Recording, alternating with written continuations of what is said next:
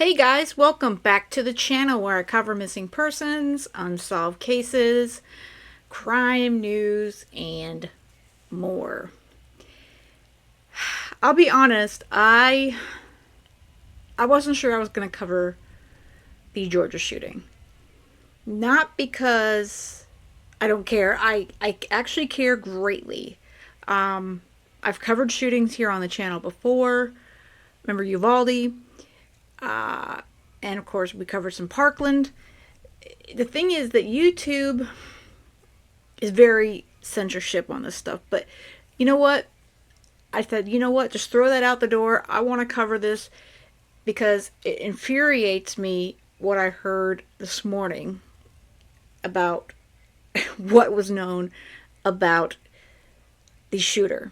So I know most of you are familiar with this case, with what happened yesterday in Georgia at this high school. And it could have been a lot worse, and it shouldn't have happened at all. But let me just cover the basics here. I am going to play the press conference from yesterday, but I'm just going to kind of go into some basics so you guys can get a hold of the case here. 2 students and 2 teachers were killed Wednesday in a shooting at Apalachee High School in Winder, Georgia, that also left 9 others injured. It is a 14-year-old student who surrendered to law enforcement, and he is currently in custody. His name has been released. His name is Colt Gray. He is the lone shooter. He was charged today, which is Thursday, with 4 counts of felony murder, with additional charges expected to follow. He will make his first court appearance Friday morning, which is tomorrow. Sadly, those killed include 2 14-year-old students, Mason Scherberhorn and Kristen Aguilillo. And I apologize to those families. I'm probably not saying their names correctly. As well as 2 teachers, Richard Aspinwall and Christina Ermey. The Georgia Bureau of Investigation, otherwise known as GBI, informed the nighttime news last night of the actual victims' names that were killed. Now, also at least 9 other people, which is 8 students and 1 teacher, were taken to hospitals with injuries. All are expected to survive. Classes in the area and the school district have been canceled for the rest of the week, and I'm sure there'll be further media conferences. They have been continuing to update on this case. What bothers me, and I'm going to discuss that right here, is the FBI investigated Colt back in 2023. The teen had been interviewed after the FBI received multiple anonymous tips in May of 2023 about online threats to commit an unspecified school shooting. Now, I'm hearing this came off of Discord, so I can't confirm the social media site, but it was online. The FBI ended up narrowing the threats down and referred the case to the local sheriff's department in Jackson County, which is adjacent to Barrow County. Now, the sheriff's office is actually the ones who interviewed then 13-year-old Colt Gray, as well as his father. And his father told them that there were hunting guns in their home, but that the teen did not have access to them unsupervised. And of course, Colt also denied making any online threats. Because criminals always admit to what they've done or what they're saying, right? Now, the sheriff's office did alert local schools, and they continue to monitor the teen, but apparently there was no probable cause for arrest and additional action, according to the FBI. I don't know about you guys, but that infuriates me, because that means he's already was a threat, and he was already making threats in May of last year. Why didn't they do more? Simply questioning and going, oh, Dad's going, oh no, we have guns in the house, but we go hunting. Of course, that's all it is. My boy wouldn't do anything. He just goes out and shoots wildlife. Now, the State Division of Family and Children's Services has had previous contact with the teen and his family. So I believe we are going to see an investigation. It's probably already underway in relation to his father. I mean, I think charges are probably coming for Dad. What do you guys think? Sounds probable to me. Seems like he should have some charges as well, as far as I'm concerned. So let me play the presser. I think it's about 12 minutes long from yesterday afternoon. Real quick here. I am Chris Hosey, Director of the Georgia Bureau of Investigation, and we wanted to come back this afternoon and present you with a little more of a timeline of the events that have taken place here today and what we know up to this point with the investigation.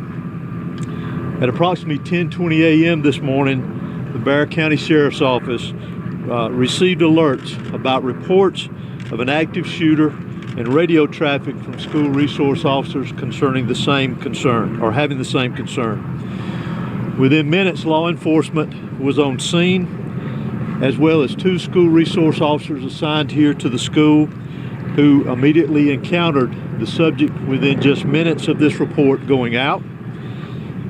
Once they encountered the subject immediately surrendered to these officers, and he was taken into custody. Additionally, what I want you to know as of now, there are 4 individuals who are deceased from this incident, 9 that have been taken to local hospitals with various injuries. Of those that are deceased, 2 are students and 2 are teachers here at the school. The priority right now for us within this investigation is to gather all the facts, to make sure that we're accurate with it, because this is a murder investigation. As the sheriff mentioned earlier this morning, the shooter is in custody. His name is Colt, that's C-O-L-T, Gray. He is a 14-year-old student here at the school, G-R-A-Y. He is a 14-year-old student here at the high school. Again, he has been taken into custody. He will be charged with murder, and he will be tried as an adult and handled as an adult. We're coordinating these charges and obviously this investigation with District Attorney Brad Smith, who is the District Attorney for the Piedmont Judicial Circuit here. Since earlier this morning we talked with you, and since the incident occurred, numerous interviews have been taking place through our investigation with students, faculty, as well as any other witnesses that we could identify. Law enforcement had a very, very swift response to this incident once the incident was determined that there was a concern here. Those resources, whether it was in that response or throughout this investigation to assist, came obviously from the sheriff's office here, from other local law enforcement agencies, state law enforcement agencies, and federal law enforcement agencies as well. To include, not to be left out, multiple EMS personnel, multiple fire personnel, and agencies. Those agencies responded here as well today, and I am extremely grateful, as I know the sheriff is, for that quick response and the partnerships of working here together with what all has gone on. Currently, from the investigative perspective, we have crime scene agents and other special agents from the GBI, from close to a dozen of our different work units from across the state that have responded here today to work on this investigation, again, collecting evidence, conducting interviews, and so forth. I do want to pass this along, that if anyone has any information that wants to be passed on concerning this investigation, that they can do that anonymously at our tip line at 1-800-597-TIPS or 1-800-597-8477. They can also report this on by downloading the See Something, Send Something app. That can be done by Android or Apple phones, either one. If they need to report any tips concerning this investigation. Let me close out before I turn this over to the sheriff and let you just remind you that this is still a very active investigation. There is still a lot that is very fluid. There's still a lot of interviews to be conducted that will continue on into the night, as well as crime scene work and collecting and gathering evidence. But what is more important for me to mention here to you is my heartfelt sympathy to the parents, the students that were here today. Regardless of where they were in the school, this has got a great impact on them as well as on this community. My thoughts and prayers, along with everybody standing behind me and every law enforcement agency in this state, and many I will tell you around this country, they are in our thoughts and prayers, and we will continue with that. We ask for your patience as we continue through this, and we'll continue to try to give you as many updates with information as we can to keep you informed. But thank you for being here. I'm now going to turn it over to Bexar County Sheriff Judge Smith. I personally believe that the school resource officers did exceptionally well. They did their job. GBI seems to be doing a great job. I have questions for the previous folks, as I've stated, who interacted with this family. But everyone that was on that scene yesterday, exceptionally well done. Before I continue the press conference, I do want to note the reason I cover these, not only because they're obviously huge crime news, there is way too many shootings at these schools. There's way too many shootings and crime everywhere. We all know that. But can you believe there have been 218 school shootings in this year alone?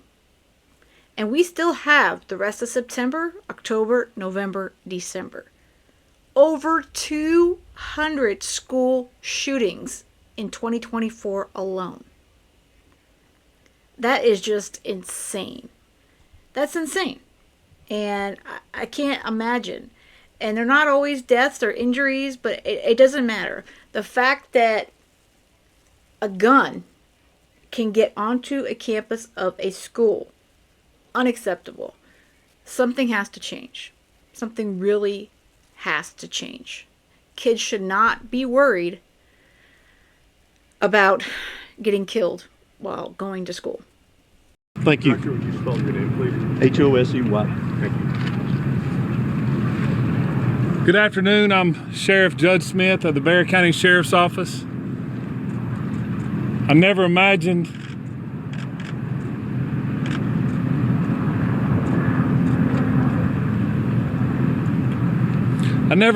that I would be speaking to the media in my career over something that happened today, the pure evil that happened today.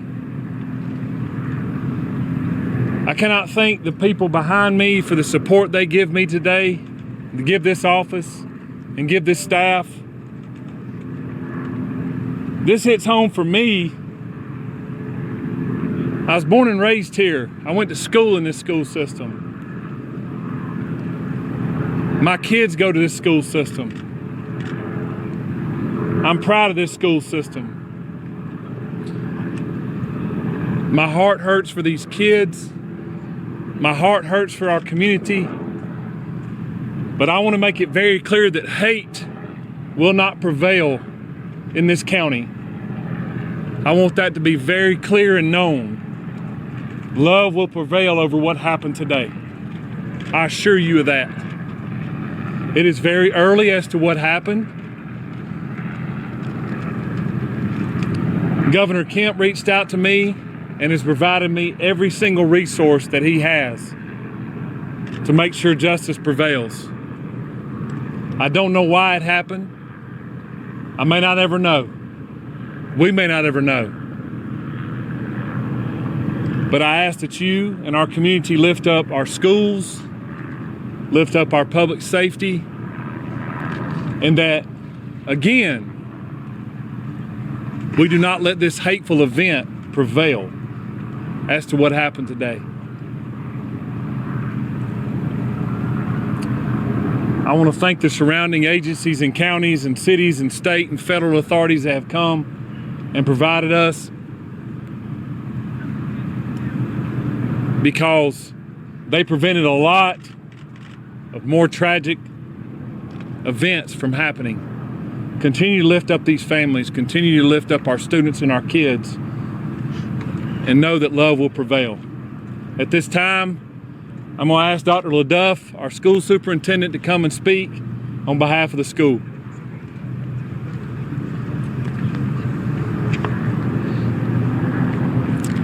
Good afternoon, I'm Dallas LaDuff. I'm the superintendent of Bexar County School System. I want to thank the Bexar County Sheriff's Office and all of our law enforcement partners for their swift response today, along with that of our staff. I'd also like to thank our community for their response and patience as we work to reunify the students with their families here today and secure the rest of our school campuses. Our schools will be closed for the remainder of this week as we cooperate fully with law enforcement to get answers to the many questions that we all have about this incident here today. But as we are closed, our central offices will remain open, where we will have grief counseling available for our community every day this week and thereafter as we support each other through this terrible event. In closing, I just want to say to our community, as a school system, we are here for you, we support you, and we are ready to get you any support that you may need as we grieve through this together. Thank you. Sheriff, if you're saying hate will not prevail in this community, are you investigating this as some sort of hate crime? Well, shortly, if someone decides to take a firearm into a school where kids are given an education or entitled to an education and want to harm others, to me it's hateful. Sheriff, can you talk about the initial interaction between whoever was able to stop the shooter? Can you describe that to us? How did it go down? What exactly happened for us? Obviously, the shooter was armed, and our school resource officer engaged him. And the shooter quickly realized that if he did not give up, that it would end with an OIS, or an officer-involved shooting. He gave up, got on the ground, and the deputy took him into custody. Sheriff, any idea how the weapon got inside the school, and was there any warning that this was going to happen? Not that I'm aware of. Again, very early, and we're still looking into that, whether or not, or how he obtained it and how he got it into school. Sheriff, have you been in touch at all with his parents or his family to learn more about what led up to these moments? We have.